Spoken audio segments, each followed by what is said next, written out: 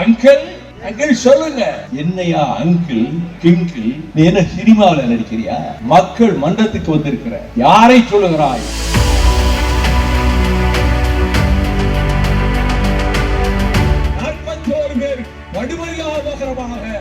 கரூர் வீதியிலே செத்து விழுந்த போது இந்த மனிதர் 120 கிலோமீட்டர் வேகத்தில் வாகனத்தை திருச்சியை நோக்கி ஓட்டி சென்று அங்கே தங்காமல் தப்பியேன் பிழைத்தேன் என்று சென்னை பட்டணத்துக்கே வந்துவிட்டார்.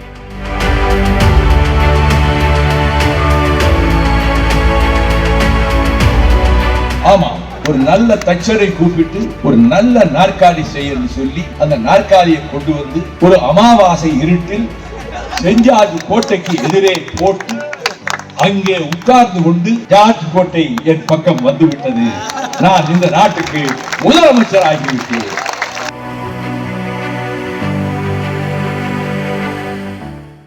அடிமைத்தனத்துக்கு நடைபாவாடை விரித்து பல்லாக்கு தூக்குகிறாரே எடப்பாடிகள், அவர்களுக்கும் சரி, அரசியல் என்றால் அதனுடைய ஆனா ஆவன்னா கூட அறியாத, அரிச்சுவடி கூட தெரியாத, ஆத்திச்சுடி கூட படிக்காத, திரை உலகத்திலே நான் ஜொலித்தேன், இப்பொழுது மக்களிடம் சென்று நான் திரட்டி ஆட்சியையே பிடிப்பேன் என்று புறப்பட்டிருக்கிற ஒரு மனிதர் அடுத்து வரப்போவது எங்கள் ஆட்சிதான் என்று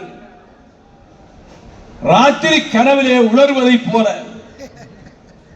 கூட்டம் திரண்டால் இந்த கூட்டத்திற்கு வருகிறவர்களை பாதுகாக்க சேகர் பாபு மற்றவர்களும் குடிநீர் ஏற்பாடு செய்திருக்கிறார்கள், ஆம்புலன்ஸ் ஏற்பாடு செய்திருக்கிறார்கள்.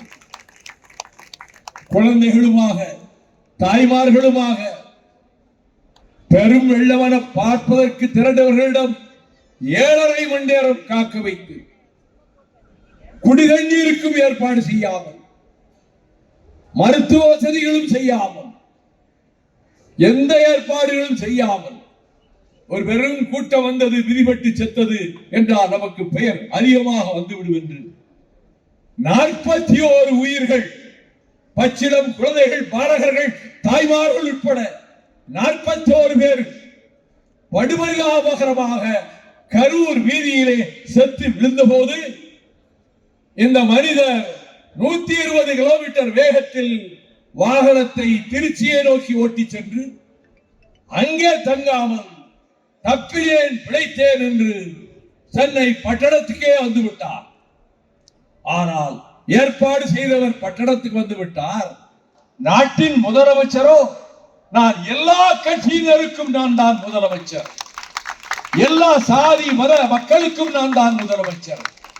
இரவோடு இரவாக அந்த நள்ளிரவு வேளையிலேயே தானும் புறப்பட்டு சென்று உயிரற்ற சடலங்களுக்கு மலர் வளைய வைத்துவிட்டு மருத்துவர்களுக்கு சொல்ல வேண்டிய அறிவுரைகளை சொல்லிவிட்டு அந்த உற்றார் உறவினர்களின் கண்ணீரை துடைப்பதற்கு இரங்கலை தெரிவித்துவிட்டு he is the chief minister.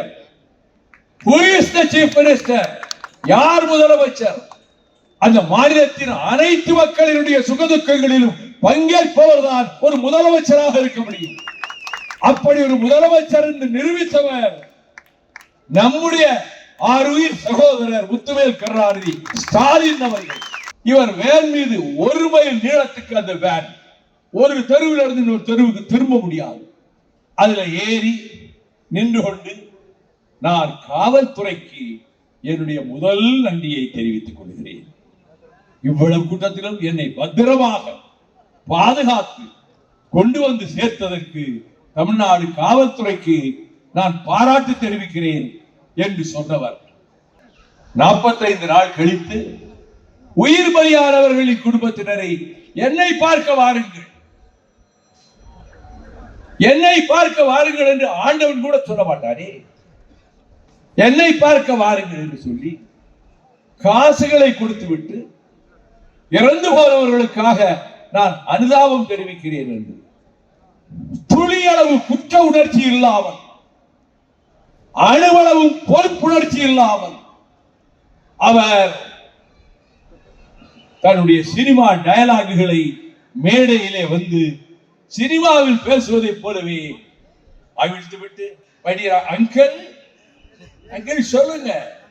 என்னையா அங்கிள் கிங்கிள், நீ என்ன சினிமாவில் நடிக்கிறியா? மக்கள் மன்றத்துக்கு வந்திருக்கிற, யாரை சொல்லுகிறாய்?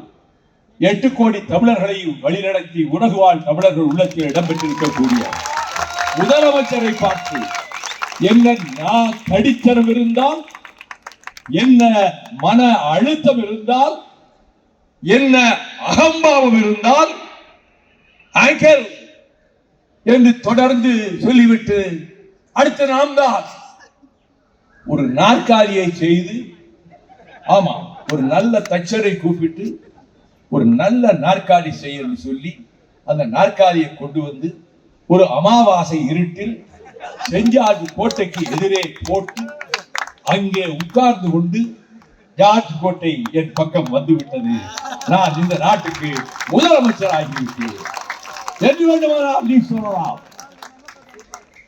செய்திகளை உடனுக்குடன் தெரிந்து கொள்ள கீழ்கண்ட கேபிள் மற்றும் டிடிஎச் நெட்வொர்க்குகளில் எம்நாடு செய்தி தொலைக்காட்சியை காணுங்கள். பாதகம் செய்பவரை கண்டால் நாம் பயம் கொள்ளலாகாது பாப்பா.